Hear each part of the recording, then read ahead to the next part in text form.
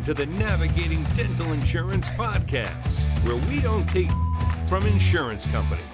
Here are your hosts, Mr. Jordan Comstock and Mr. Ben Tuine. This podcast is sponsored by BoomCloud Dental Membership Software, www.boomcloudapps.com, and Veritas Dental Resources, www.veritasdentalresources.com. Enjoy the show.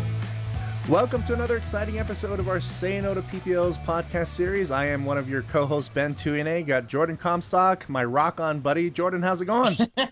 Doing good, man. Speaking of rock-on, I just last night I went to the recording studio and laid down some sweet electric guitar tracks on one of my songs. So I saw that on Facebook. Nice, yeah. We're having a lot of good time with it. So I'd come and sing with you, and if you're looking for somebody that can sing off tune, I can do that for you. But yeah, in fact, I was looking for somebody the other I don't think you'll sell any records. No, it's more for fun. Yeah. Well, hey, everybody. We have a wonderful and exciting guest on our program today. Many of you have probably already heard her on, she's been on the Thriving Dental podcast, or Thriving Dentist podcast with our good friend Gary Takis. And she's also appeared on, she's been everywhere. The Huffington Post, Dentistry IQ, Dentalpreneur podcast, Dr. Bicuspid. She's, by the time you listen to this, you'll already be featured on Dr. Howard Friend's podcast. Nice. We have our good friend here, Minal Sampat. How are you, Minal? I am great. How are you guys? Very well, thank you. So, and I wish I had some musical talents. I see one guy can maybe it's okay. Off singing is good. And then I see the other one with musical talents. I got to learn. I'm feeling totally jealous. I want to rock on. My son. Play bass. Yeah, bass. Bass is easy. Yeah. My son loves singing. A couple years ago, when he was 3 years old, he sang La Donna Immobile by that classical song. He memorized all the lyrics, and then he stood up in front of 200 people at a talent show and sang word for word everything. Last week was his talent show at the school, and he decided to sing the Moana song, How Far I'll Go. Nice. Yeah, that is a hard song to sing. That's hard to sing. I mean, it's hard for me. Yeah. All the little schoolgirls sing that song because it's sung by a girl, a female artist. My daughter sings that song. Yeah, and my son, he has some labels, man. He stood up there and he sang that thing. Awesome, man. Kids were laughing at him, but he's like, whatever, I don't care. He's like, I can do what I want. Yeah, I do whatever I want. I also do hygiene, so I'm a practicing dental hygienist in a pediatric office, and because I work in a pediatric office, they play a lot of these songs. So all the Frozen songs, I got them down. Moana, I got them down. I'm a really bad singer, so I try not to sing to the kids. But sometimes it just happens, and I'm like, I'm so sorry I did that to you. I'm so sorry. No, you're fine. One of these days, we'll turn our podcast into a sing-along, so all the dentists can have their kids packed in the truck or car or minivan, and we'll just have Jordan sing some songs. Yeah, Moana songs. I'm going to sing Moana songs. So I want to get into Minal's background. So let's do it. I'm gonna go through her background, and she can correct me if I'm wrong here. So Minal, she is a marketing consultant, public speaker, a registered dental hygienist. She is also a digital media fanatic, and one of the best things about her, she is an enthusiastic shoe lover. My wife would appreciate that. Like my wife too. Yeah. So as a practicing dental professional who is also married to a physician, she understands firsthand both the business and patient perspective of health services. She was born in India, raised in beautiful St. Thomas, which is a U.S. Virgin Island, or islands, nice. And currently lives in the Northeast. I don't know why you don't live there anymore, Minal. I mean, we'll get into it. Trust me. I don't want to interrupt you right now, but we'll totally get into it. So, Sweet. Cool upbringing. Her upbringing has helped her appreciate the diversity of different cultures and the uniqueness of how businesses run. As a marketing consultant, she helps businesses streamline marketing efforts to achieve effective results. Her passion for dental health and marketing strategies, commingled with her experience as a registered dental hygienist, led her to create a company called Growth Management Marketing, LLC. Awesome. So here's something cool. The company launched in 2013 by breaking the Guinness World Record previously held by Colgate.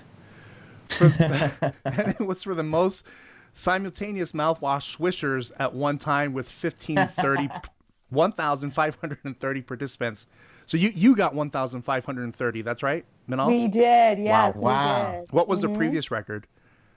The previous record was a little bit lower. I think it was like the 1200s. We no longer, unfortunately, hold this record. It was broken a few times after us. But you're I in the think book. the recent one is in the Philippines.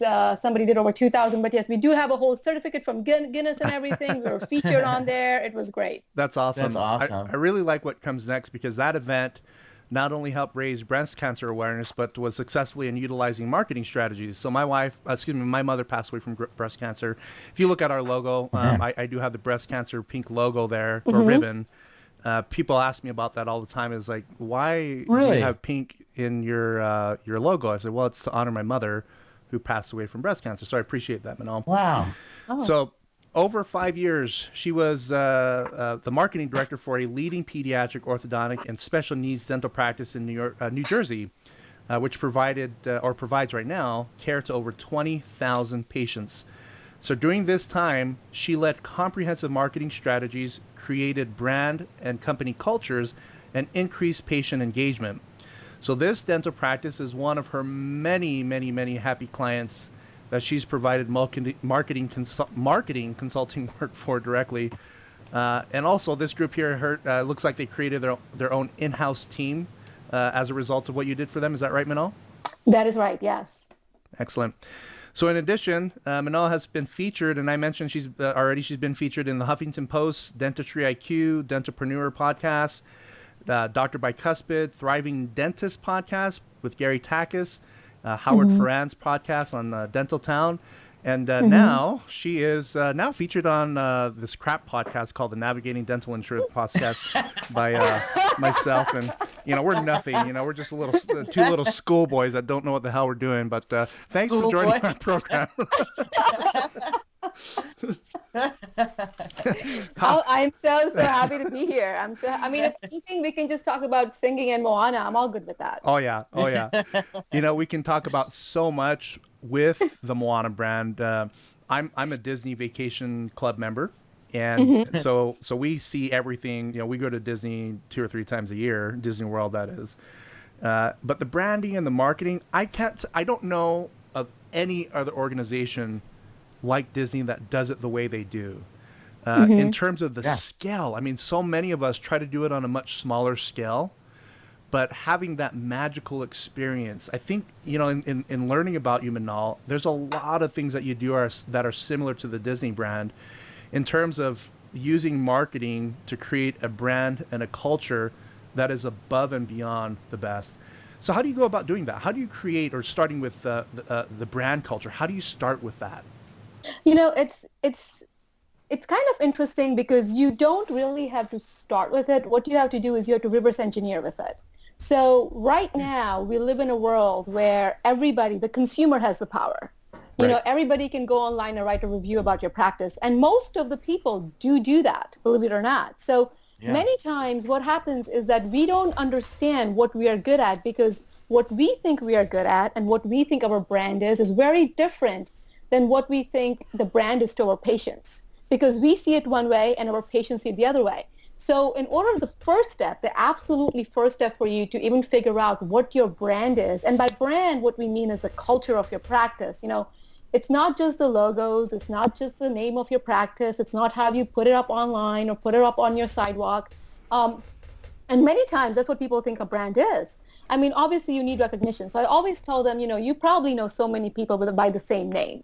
Yeah. And when you know the same people, like, if you know me, Minal, and you know another Minal, we are probably going to be very different people because of the personality that makes us different. Even though we have a similar name, the same name, we are still different people. And that personality is my brand. That personality is the other Minal's brand. And in the same way, your practice has a brand, which is a culture of who they are and what it is that makes somebody say, I want to go to them. We are in a place, we are in a field that is saturated with dentists. We have more and more dentists coming out every year. We have competition coming up everywhere. There are dental practices down the road from each other, and everybody's providing everything. And now, because of the way things are working, they have so many specialties in one location. So they're providing everything in one location. So the referral base has also changed. So the question is, Why should a patient come to you? There are so many options, and they don't understand a good or a bad dentist. They don't know that because they didn't go to dental school. They don't understand your dental work, right? Yeah. So that's what I mean by reverse engineering. So if you have a practice right now, and if you are fortunate enough to have reviews, the first thing I want to know is, what are your reviews saying about you? What are they saying? Are they saying that your team is wonderful? Are they saying that the doctor is amazing? Are they saying that they love the fact you have coffee in the waiting room, or do you have warm cookies, or the fact that you do a sing-along in the practice? What is it? Yeah, what is it that makes you who you are? Nice. Because that's where you start. Because the number one mistake that you make as any kind of professional, not just dental professionals, anybody who's trying to operate their business, is that they think they know what their customers want. When it's not what they think it is. The customers know what they want, and they make a judgment based on that. I like that. I agree with that. Yeah. Know who you are. I mean, there's so many things, so many different ways you can go with that. I remember when I started my business, having an identity crisis of not knowing exactly how we wanted to brand ourselves. But I guess it's the Walmart concept that we had back then when we started our business. It was such in high demand, but there's so many things from a marketing perspective that we did wrong, that if we were to rewind the clock and do exactly what you said, I think we would be better off today. Fortunately, we're doing fine, but the identity crisis in the beginning, the brand and the culture, you see a lot of attrition. A lot of turnaround in staff, and I think a lot of dental practices experience that too. There's a lot of turnover, especially what we deal with, the PPO practice, and Jordan deals a lot with PPO practices that are trying to distance themselves, helping them create a different identity, more along the lines of fee for service. But I think that's key. Is just knowing what you are, who you are, and having some identity. You know what I mean? Well, I mean, it is, and it also, like, for example, so I'll give you the example of that practice where I started. So when I started there, and what happened? Well, let me give you the background even before that, because you asked me why did you come to New Jersey? Yeah. So let's learn that. Yeah, let's learn that, because there's a story behind this. So what happened was, I obviously grew up in the Virgin Islands in St. Thomas. So if all of you have visited St. Thomas, the listeners here, I'm sure some of you have visited St. Thomas. I know you know Magens Bay because it's one of the best beaches in the world. If you've been to Magens Bay, that's fantastic. But I'm sure that you also remember the second part about St. Thomas, and that's jewelry. So what St. Thomas is known for is jewelry, liquor, cigars, things like that. And jewelry is something that is so prominent in St. Thomas that we share the wall with our competition. So there is one street, it's called Main Street. And Main Street is literally hundreds of jewelry stores together. So my parents are jewelry business owners, and they share a wall with their competition on each side. So what happens is that all these tourists come in and they go to this one street, and they have to decide where they're going to shop. And once that person enters your jewelry store, you make it happen. You have to make that sale because you are sharing the wall with your competition. They have to walk literally 5 steps, and there's your competition. Yeah, they walk out, then they're gone forever. Yeah, in every direction. So, I grew up with a sales background because that's what my parents did.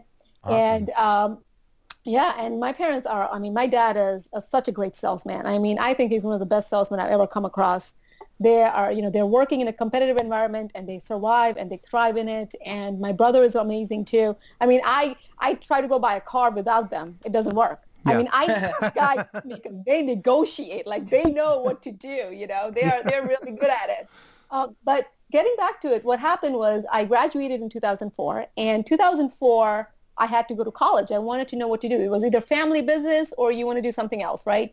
And I am Indian, so I am going to stereotype a little bit. If you are Indian, or if you know Indians, we don't have much options here. You either become a doctor or a dentist, or like in the medical dental field, or a programmer, right? Or you do a business thing, right? So I'm so it's either or. So I decided to go to Rutgers. Out of all the places in the world, I decided to go to Rutgers University in New Jersey. And that's what brought me to New Jersey. And I'd never seen snow in my life. So it was the first time I saw snow was in my freshman year of college in New Jersey.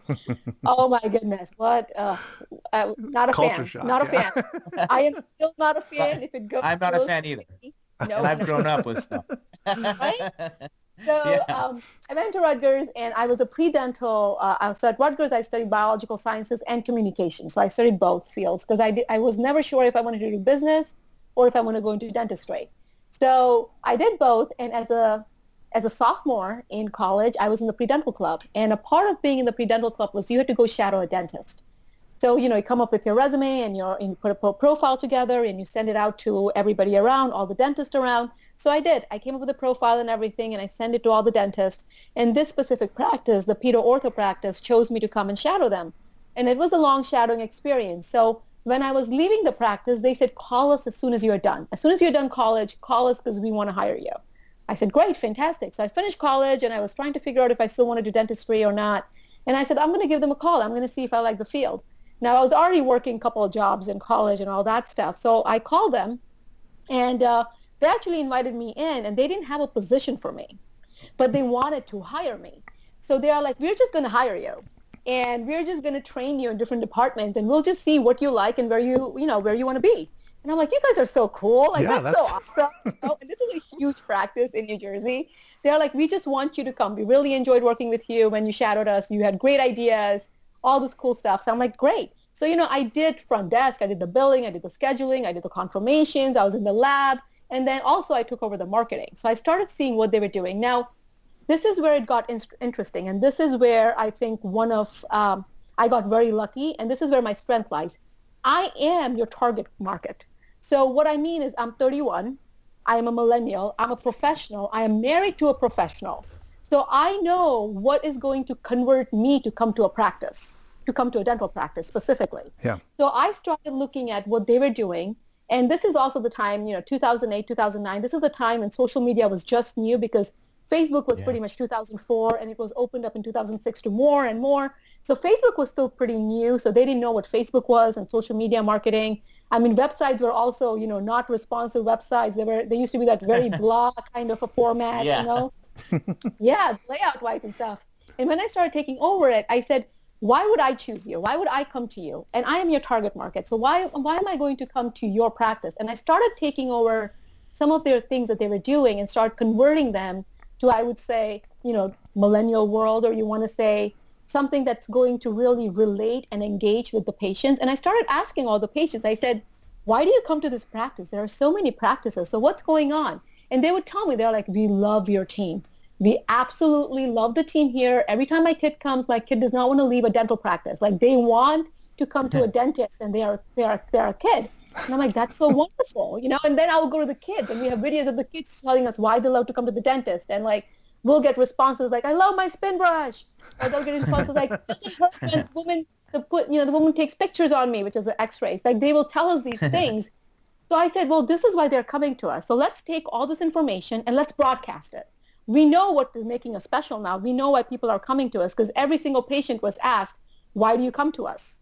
And because of all that information, we took it all and we started creating a brand culture around it. So we know that patients enjoy this. So how are we going to make sure that we have what is called a patient-centric marketing? Not a marketing that works around what we think is best and what we think is going to work out, but what do you think the patient is going to enjoy? And if we put patients first in this realm of things, it makes sense, doesn't it? Because if you know, because if you know that you're going to shop at a Starbucks and you love getting your little written notes on your Starbucks cups, Starbucks will do that for you because you feel special and you will be okay spending the $6-7 on your drink there. Right. So in the same way, we figured out why do patients want to come to us, and we took all that information and we broadcasted it. That was the aim of our marketing. If you run an ad, what ad is engaging? Put 5 or 6 images and see which one is the most converting image. Use that image going forward. So we started doing A/B testing on different things. We recreated the website. I got them on Facebook. They have almost 7,000 fans on Facebook now. They're extremely active on it, and they do fun things with their team and their patients. There's always involvement. And the more you do, the more brand awareness you get because people talk about it. And once people talk about it, and your number one referral source for new patient continues to be your current patients.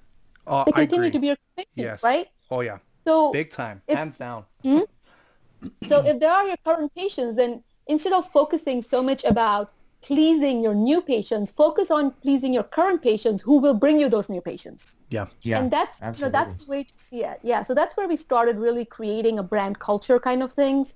And like you mentioned, unfortunately, there is a lot of turnover in team in a lot of dental practices. I guess that's the norm, So I started looking at it saying, okay, so if you have a new team member, first of all, how do you hire a new team member? So you need to know what it is that's going to make a team member really active in your practice. So you guys have any experiences with that? I do. I used to work in large group practice Arizona, and we had, it felt like we were hiring new people every single day. So I'm not an expert in how to retain people. Aside from my business, I know the type of person I'm looking for to retain for this type of business. But the dental practice, I have no idea. Yeah. Right. Right. And especially if you're a specialty practice, right? So if you're a pediatric dental office, I'm sticking with this example. If you're a pediatric dental office, like this person needs to love kids. Yeah. They have to be animated. I hope they do. Fun. Right. They have to be fun, and they have to see a kid and say, "Oh my God, how cute! Look at those shirts. Look at those shoes. What are you going to do today?"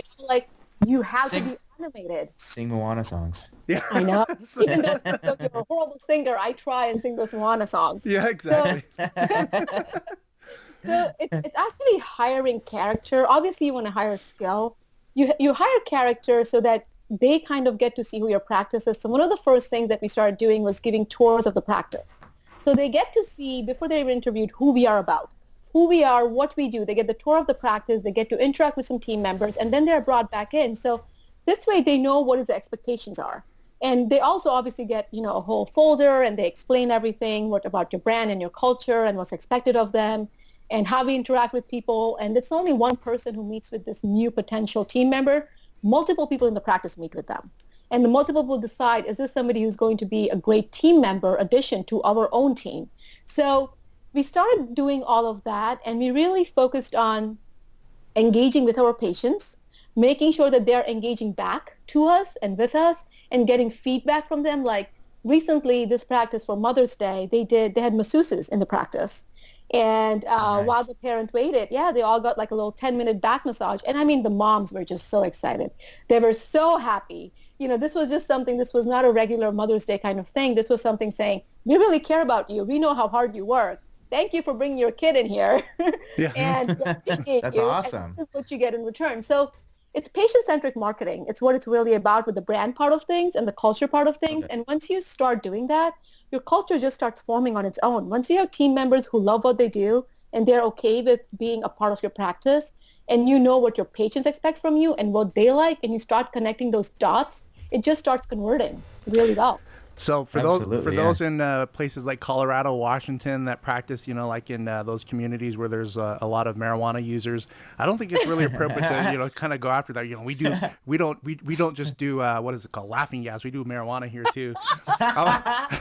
While you're waiting, Yes, no, I go to Colorado a lot, not to smoke weed. I don't do any of that, but I go for a lot of dental meetings, and we're at this dental meeting, and one of the dentists said that. He's like, do you know if anybody is promoting marijuana as a sedative? Like, I don't think that's legal. But then we started to joke about it, But that some people are looking for different unique ways to brand themselves. I know Jordan has a question, but I just want to mention this first. Sure. So I'm Polynesian. I'm from an island. And anytime somebody thinks about somebody from Polynesia, and I'm from Samoa, my mom's from Hawaii, they think of warriors. They think of people that, are holding a knife, that never wear T-shirts, never wear flip-flops or shoes. So in the dental community, I'm the only person of my ethnicity that does what I do in dental. And so I have to cater to everybody that says, hey, can you do something Polynesian? So the haka. I do the haka. Not every time, but at most meetings, I will do the haka. And it's fun. I know there's a YouTube video of you doing it. It's actually pretty awesome. I watched it. That was the first time. That was at Mark Casas's Dental Success Summit, his third one. And I think you should totally add that to your website and be like, get to know me, and then have that video. I'm afraid that might scare some people off, but actually, it's awesome. There was a dentist from Auckland, New Zealand, in that room, and I said, hello, kia ora. I said hi in his own language. And then I said, I do the haka if it were appropriate. And then everybody started screaming, do the haka. Do the haka. So that's my branding, is that I do the haka everywhere I go. No, that's awesome. Yeah, that's a good video. Check it out. If any of you are out there curious about Ben doing the haka, check it out please on YouTube. Don't. It's on your Please YouTube channel, don't, right? Don't do that. It's embarrassing. It's rad. All right, Minal, I've got another question for you. So, Sure. Obviously, marketing is a huge and very important piece of any practice and business, and there's a lot of moving parts to it. What are some ways to start or streamline current marketing? Okay, so obviously we talked about looking at your own systems, which is looking at the reviews to see what your brand should be and what your culture should be for your patient-centric marketing. The second thing you want to do is also focus on your new patient numbers. Like, I don't know, there are so many times I walk into a dental practice and they really don't know how many new patients they're seeing. Like, I'll ask them and I'll say, how many new patients are you seeing on a monthly basis? And they'll be like, anywhere between 15 to 35. That's a huge range. So I'm like, all right, tell me exact numbers. So the reportings is already available in your system. So why is this important? Because if you don't know where you stand, you don't know how to grow. Yeah. You need to know how many new patients you actually have coming in. And then you need to know where your new patients are coming from. Because if you're spending all this marketing money and you assume that just because you're spending money on a print ad, but you also have all these reviews, you just assume that people are coming from print ad if you don't know you have reviews, or if you don't know, and it could be vice versa. You could have all this amazing reviews, but you have this awesome print ad going on to a specific community and they're converting from that. So if you really don't know where you're getting your new patients from, you really don't know where to spend your money. And this is something similar to how you guys talk about and saying, if you're taking all these insurances, are you actually making money on them? Exactly. So in the same way, So in the same way, if you're going to invest in any kind of marketing, you need to know your ROI on it. And the way I would do it is I would look at all the new patients coming in. So let's say you have 20 new patients coming in for the month. Then you want to know where those new patients are coming in. Now, not every new patient is going to tell you all the sources. They may have heard about you from Sarah, and then they went online and looked at your reviews, and then went to their website, and maybe they know somebody from your own community. Like, it could be multiple sources. Mm-hmm. They could be in a private Facebook group and heard about you. It could be so many different things. So make it easy for them to tell it. What I recommend is having every single marketing source listed on your new patient form, which is your in-house new patient form, and also your request appointment form on your website. So most websites have a contact form, right? Yeah. Mm-hmm. Just have an option there. How did you hear about us? And this way you start getting the data in. So when they come in and be like, oh, Mrs. Smith, I saw that you heard about us from Facebook. That is so great. Where on Facebook did you hear about us?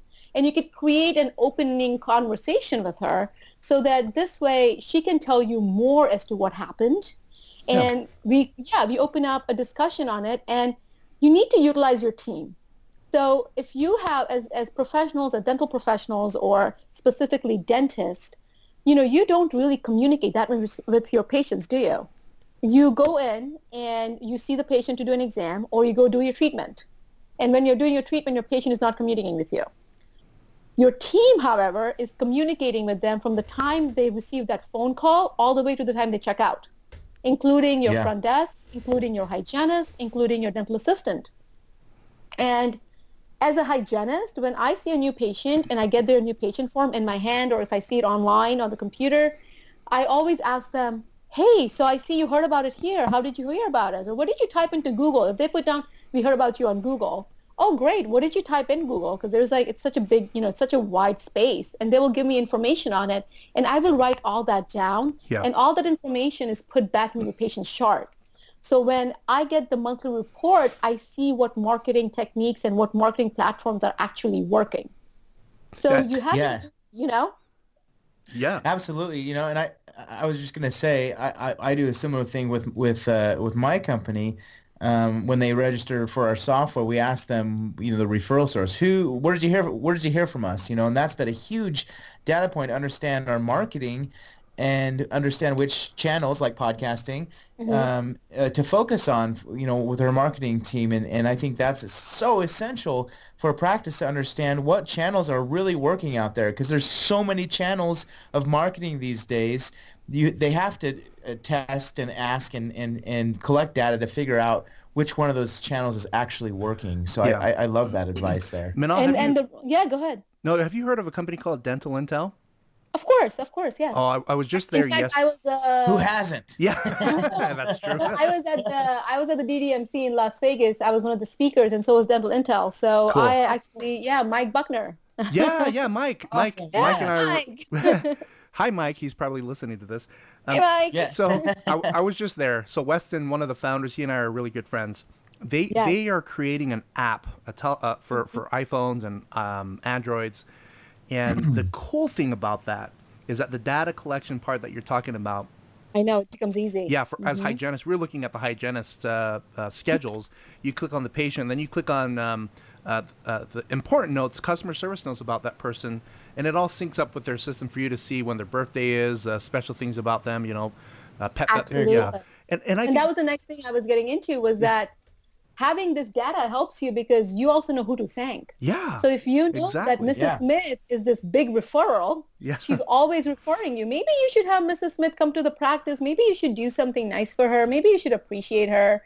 And maybe let's see how she can get you more new patients in. So you have to, if I took the time out to refer, like let's say I come in and I said, you know what, guys, you really need to go talk to Ben, right? If I were to do that and they say, Minal told me about you. What we just did with Dental Intel. Yeah. We are like, hi, Mike, and now Mike is like, yeah, Minal and these people are talking about me. How great.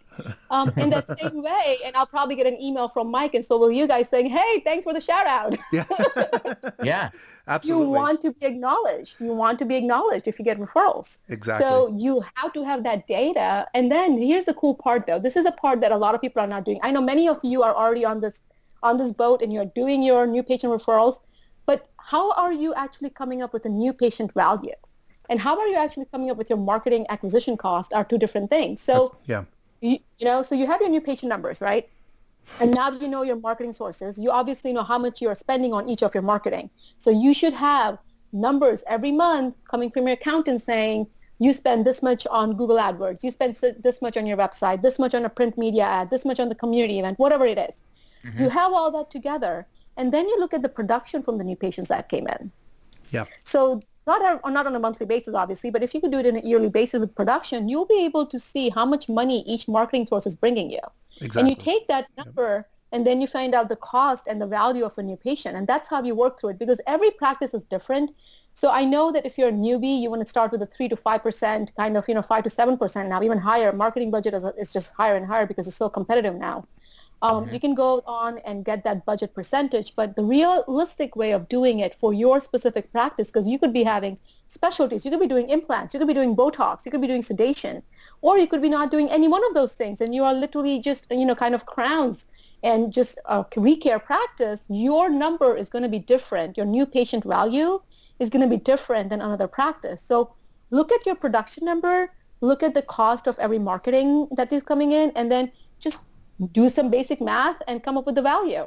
Yeah, I like that. I want to shift gears for just a second. I think ROI for anything you do, especially with marketing, it's so key. You want to focus on the things that bring in the most value to the practice at the least dollar amount in terms of expenditures. But I want to circle around, Minal, to one thing that you mentioned at the beginning is digital media and maximizing its use. So you talked about Google reviews. I just got off the call with a client in Hazelwood, Missouri, and she's working on that. She has 17 reviews, all 5 stars on Google.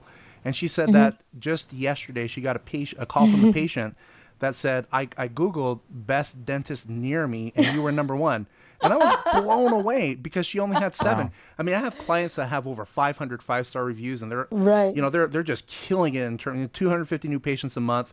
I know. And this doctor said I have 17. And so she started to realize I need to do more 5-star reviews. Yeah. So that's one example. But do you have any others of digital media and how to maximize the use of it? Absolutely. So, jumping in, I'm always about foundation because I think that it's important to know. Many times what happens is that we all have this shining object effect, right? We see something new and we want it immediately. But we don't understand the realistic the realistic measure of it. And that's why I kind of always want to go back to the foundation. So if you are using digital media, which you should be, why are you using it? That's the number one question I want to ask you. Why do you do anything? Why do you do any kind of marketing? The reason is to convert, right? So the question then comes up is, who do you convert? And this is important for you to create your target market. So digital marketing can work super well just because your neighbor has this website with hooplas in it and it's people popping up and, you know, they have animated Mickey Mouse jumping around, like whatever it is. Doesn't mean you need that. So the number one thing what I want you to do is figure out who your target market is. Now, like I mentioned earlier in the call is that I am 31. I am a millennial. I am a professional. I am married to a professional. And in many different ways, I am in your client base because a perfect ideal avatar, because if I have kids, you want my family to come to you. Yeah. You know that I'm going to be paying my bills. You know these things about me. So the question is, how do you attract to me? How do you become attractive to me? You know how they used to have the before and the after, the whole attractive dances things? It's like, why should I just come to you? And the digital media gives you that option. It gives you that option to attract the people who are online, which is pretty much everybody now. And if you are using digital media, a part of it is just because you have a website doesn't mean it's just going to convert. You have a website. Takes a lot of effort. That's for sure. A lot of effort. And if you have a website and if you don't have SEO, which is search engine optimization, that's pretty much talking that the online world of Google and Bing and Yahoo, they have all these robots and they have these logarithms. And these are computers. So if you don't have data that these computers can grab to and start showing up. So for example, that you gave me for your dental client who came up and said that best dentist in my area and they start showing up, does your website have the ability to do that? You know, that's the question you need to ask. So the first place you want to start is, how do you show up in your locality? How do you show up when somebody searches for a dentist in your own area? And if you were a client and if you went to your website, will you convert? Is your bio there? I mean, some of the pages which are most visited by potential new patients are your about page. They're also your contact us page. And they're also your services page because they're looking for a specific service. So if you're just going to have stock information and if you're just going to have that photo that every single practice has of that family, the same family photo, that's your banner image, and the same that's your banner image, you are not differentiating yourself. There is nothing on there that makes me see. Or no photo. Or no photo. Yeah, I've seen lots of practices that have no photo. I'm like, where's the dentist? I've seen one that put a photo of a different person that looks much better. No, seriously, true story. No, this is true story because I have a client. So I have a client and they contacted me. And obviously, you know, I stalk them before I go call them because I want to make sure that I know most of everything that I can online about them. And I've seen this person in real life, right? So I know how they look in real life. And then I go onto their page and it's a different photo.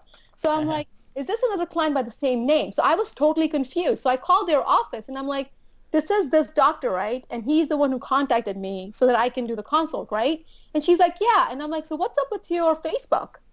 Because this is not him. And she's like, yeah, I have a stock photo. And I'm like, you can't put a stock photo as a profile photo on Facebook? Oh, man. Well, we just did, and we got you. You're giving value to somebody else you don't even know. That's weird. That people do that. But going back to what we're talking is, so having a website is great, but you need to understand what converts it. So I'll give you an example of my own website. So if you go to my own website, you want to showcase what your plus points are, right? Why do people come to you? Like every time I speak or every time I do a consult, every single person gets an information. I have to practice what I preach. So everybody's asked to give me their feedback, not a biased feedback, just their feedback. And most of my feedback that comes back to me is that I love your personality. I love that you're casual. I love that you are knowledgeable. You give specific tips on what to do. So if you go to my website, and again, being from St. Thomas is actually a pretty big plus point. People love the fact that I'm from St. Thomas. I love that. So if you go, and they don't remember my name many times because Minal is a different name, but they will remember me. Like I had somebody call me and they said, I'm looking for the speaker who's from the Virgin Islands. And I'm like, hey, that's me. That's me. That's so true. I get the same thing too. It's like the speaker from the islands. I can't remember which one. Exactly. Who's the guy that does the haka? Mhm. So if you go to my website, you can actually see it. You can see my personality on my website, which is why, a lot of people love to listen to me, or they tell me that is what my plus factor is. You will see pictures of the Virgin Islands. You will get specific tips and details and resources that I always list out because I know that's a wow factor. So my wow factors are actually listed on my website. So in the same way, for digital media to convert for you, your wow factors have to be listed there. If you serve coffee or if you serve something and you have a cookie tray or whatever, when somebody walks into your practice, is that on your website? Do you talk about it? Talk about it. You're doing it. Broadcast it. Yeah. So in that same way, that's where digital media really works. And then if we get into Facebook, oh my God, the power of Facebook. Yeah. I know if you're listening to this and if you're listening to this awesome, casual, fun guys, you already know Facebook. So I'm not going to get into the details of Facebook and why it's important, but I will tell you the power of Facebook. So the power of Facebook is this. Currently, Facebook has more than 1 billion daily active users. Daily. Wow. Active users. It's gone up. That's gone up quite a bit. They just actually put out their first quarter report for 2017, and they're almost at 2 billion monthly active users. So, wow. I know. So if you hear people telling you Facebook is going away, it's not. Facebook is going to buy everything that tries to come near. For example, Instagram, WhatsApp, Facebook owns those things. So, and right now, Facebook's power is videos because, they want to take over YouTube, right? So Facebook power is video. So just because you have Facebook doesn't necessarily automatically mean you're going to start seeing new patients come in. Many times we get that question, what do I do on social media? I have a page. I have no idea what to do with it.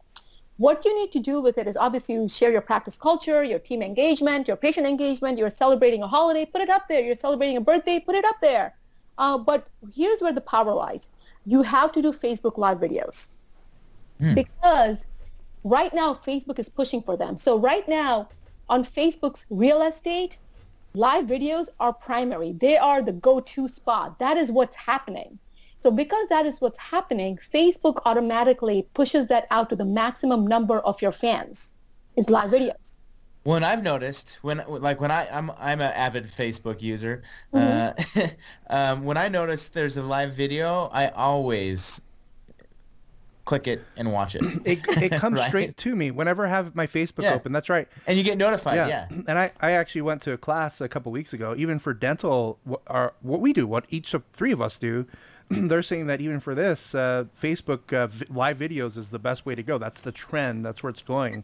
So everything you're saying, Minal, I love it. I'm eating it up. Keep going. So here are some specific tips for live videos. So we all know why live videos are great, but how do we actually make them work? So the first thing you need to do for live videos is I would recommend that you announce when you're going to be live. So people look forward to it. So let's say you have a contest running. Let's say you have a contest running in your practice. The contest is, let's say Mother's Day just passed. You shared a photo with your mom and you tag the practice or whatever and you go into a raffle, whatever it is. Let's say you have a contest running and you want to announce the winner. Tell them you're going to announce the winner on live Facebook. So you tell them that we are going to be online at 8 p.m. on Monday night and we are going to announce the winner of this awesome contest, whatever the prize is. You're going to win the iPad. So make sure you're online at 8 p.m. on Monday night. So you make an announcement so people know when to be online, okay? The second thing that you do is you want your live videos to be at least 10 minutes. And the reason for this, for 10 minutes, is because this will allow your video to be on the newsfeed. Because if you go online in a second and come off, Facebook is happening. Remember, it has over 1 billion active users.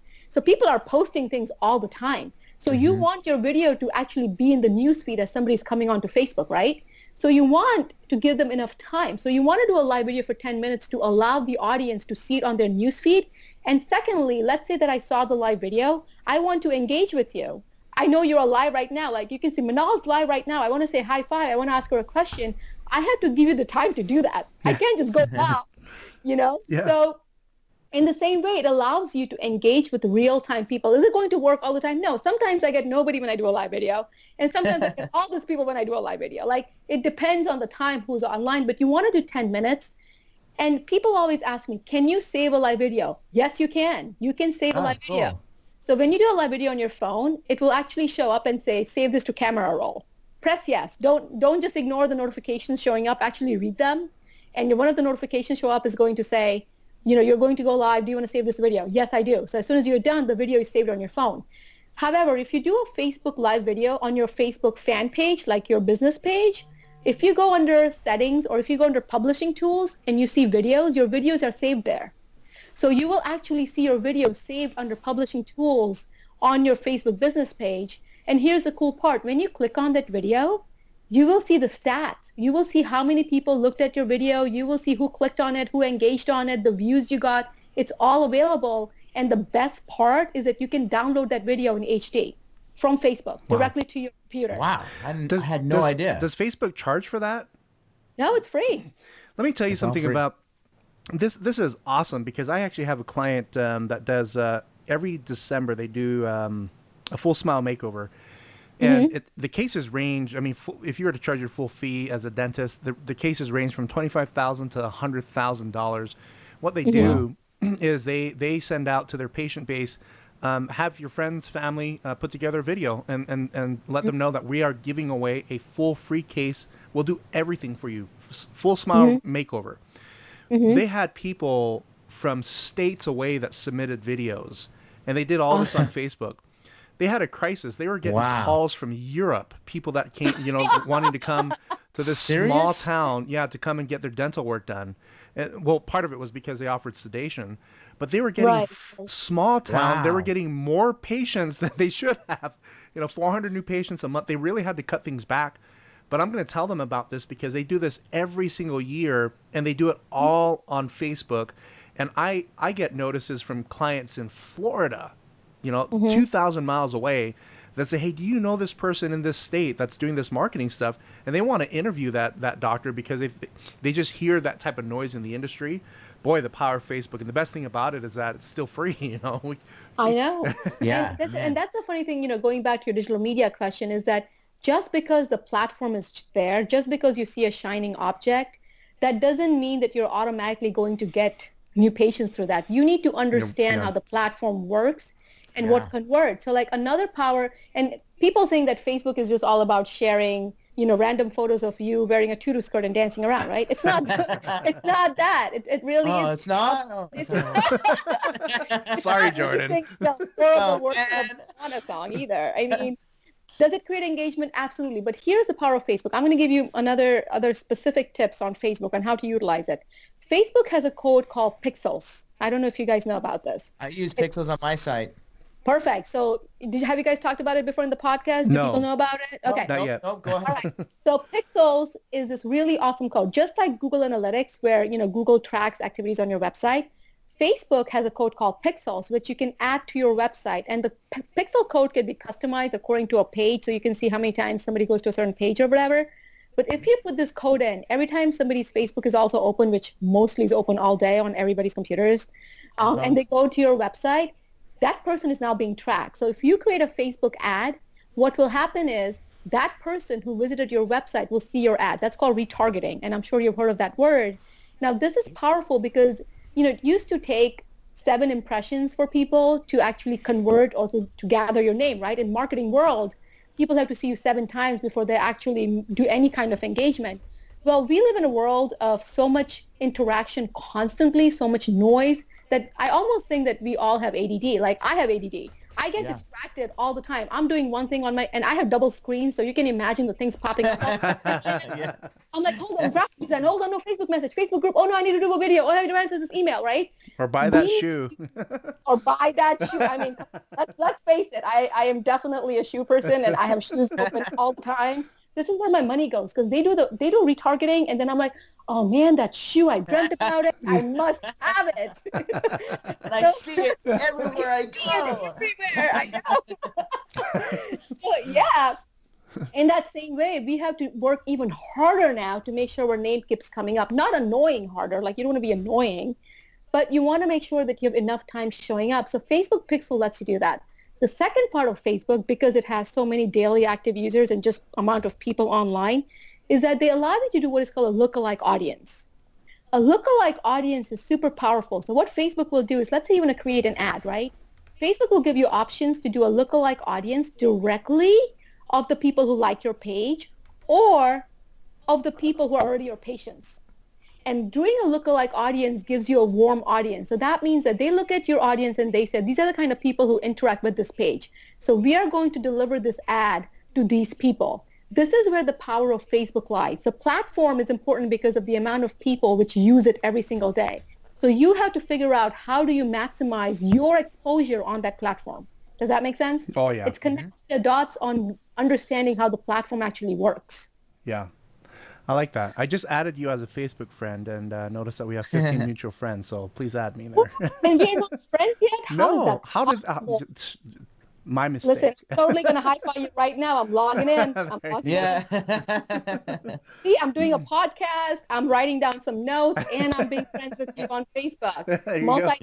Multitasking. Awesome. Minal, I want to move on to the next question here. This has been really good for a lot of practices. I think this will benefit them. Especially, I love the retargeting. I do that quite a bit with our website, and it's a wonderful channel. The interesting thing is that Facebook has multiple channels that you could use alone, right? And it's very cool, from the live videos to the pixels and retargeting. It's a very cool platform. So hopefully this has been beneficial to our audience here. So my question for you is, there's so much to get involved in. What are ways to get the team involved in marketing for the practice? So the team is the face of your brand, guys. That's your culture. I mean, right now, if you're listening to me, just close your eyes and think about all the team members who have scrubs with your logo on it. Many practices do, right? And the team members kind of leave with those, don't they? They leave the practice wearing those scrubs. Many of them do. So think about how they're interacting outside wearing those scrubs about your practice. Sometimes I leave and I go to grocery store because it's on the way, and I will have, oh, I know you, I know that practice. Now think about somebody not acting accordingly or not acting properly, or doesn't really go with what you believe in and your practice mission is, and your practice kind of tries to put out there. It kind of hurts you in a very different way. So you have to make sure that your team always fully understands what you stand for, not only just marketing, but what your practice stands for. And then secondly, they also understand the value of marketing. I believe that education and communication are the best ways to get anybody involved. So if you tell somebody and tell them, we're going to go on Facebook and we're going to put a funny photo, but if you don't tell them why that photo is going to create engagement, why that photo is going to interact, if you don't explain to them the power of Facebook, like what I just did to you, they are not going to see the value in it. Yeah. So if you provide value in it, and if you explain to them saying, listen, if we were to do this, this means that we're going to get more engagement, which means that we're going to get more new patients, which means that the practice is going to grow, and which means that you're going to grow. So it's a circle. It's a circle. So they have to understand and they have to communicate. When I started doing team meetings, I went away from memos and boring lectures and all these things. What I started doing team meetings for, where I would literally do role play, and I say, let's say you are a patient and I'm the person handling you, right? I'm the person actually checking you out. Let's go through this and then help them understand what the patient feels and help them understand what the team feels and come up with a resolution. The same way I do that with marketing. The same way I talk to them about Facebook, and I say, okay, guys, so let's say I put up this picture. I'll tell them, do you have Facebook? Go onto your Facebook page. Why did you interact with that post and not that one? Why did you do this and not that? If you communicate it with them, is the best part to do it. The second thing is, I know that a lot of you already do this, but make your team go to conferences. Have them go to CE courses, because the more they learn that the other practices are doing it, the more they want to do it. Because they will be in a room of professionals who know about this or who want to know about this, right? So in a way, it's all about being in a group setting, just like how us three are talking right now, and I'm getting ideas from you, you're getting ideas from me. In the same way, people who are listening to this podcast are going to get ideas too. So your team deserves the same level of education and communication. And this way, they will know the importance of sharing your practice culture, and they will start sharing it. It's important for them to be a part of the entire picture. Yeah. And not only that, but you also have to delegate the task, right? Just because you know that Susie at front desk is good at it, don't give her everything in the world to do. Please don't. Like, don't make Susie go check it. Yeah, you spread her too thin, and now she's not going to enjoy doing anything. So if you do decide that Susie has to go ahead and help you with marketing because she's has a personality and she can engage and she can grab photos, give her the time to do it. Appreciate what she's doing for you. The appreciation goes both ways. So delegate the task out. Focus on being a dentist because that's what you went to school for. And if that's what you love doing, great. If you love doing part of the marketing, great. Focus on it, but delegate the work so that the work is actually accomplished. Include your team in it to accomplish the work, and they will feel like they're a part of the system too. Yeah, I like that. About what you said with learning in groups, boy, that's so true. I was at a conference in Harrisburg, Pennsylvania a few years ago, and the hotel where this was at, it was at the Hotel Hershey, and they had all the seats lined up to where everybody's sitting next to each other. You know, you're all facing forward. One of the speakers came in, and he said, "This is completely set up wrong. I want it to be curved. I want people to be able to see each other so that they can feed off of each other's energy." That was the first meeting in that format where the tables were originally set up in a way where everybody's just facing the speaker. That was the first meeting that I've been to that I noticed that there was such a huge difference in participation of people that were there in terms of each other feeding off of each other's energy. So I'm a big believer that CE, it's not just for the doctors or the hygienists or for the clinical team, it's for everybody in the office. They go to conferences and they learn from each other and they feed off of that energy. They build their own personal skill sets, but at the same time, there's huge motivation for them to implement the things that you're trying to teach them. So Minal, you've shared a lot of great information with us today. What other tools or resources do you have that are available for the listeners in an effort to help them organize their efforts to do their own marketing? Or even reach out to you to help with their marketing? Sure, absolutely. I mean, the cool way is that I love freebies. We all love it. I love freebies. And not only do I love freebies, I also like when there are good apps. Come on, I mean, if you can't find an app for something that you're trying to find, create it because you'll be a billionaire. Yeah. We live in a world where apps are so common. Everything you want, you can find. And what I do is I look at apps that I use in daily life, and most of these are free, by the way, that I use in daily life to not only strengthen my company, but also my clients' practices. So if you guys want a list of all the resources that I'm using, which are most of them are free, all you have to do is text the word resources to 38470. So again, text the word resources to 38470. And if you do that, it will ask for your email. And once you get the email, I don't spam you. Don't worry, I do not spam you. Once I get that email, you will get a list of resources.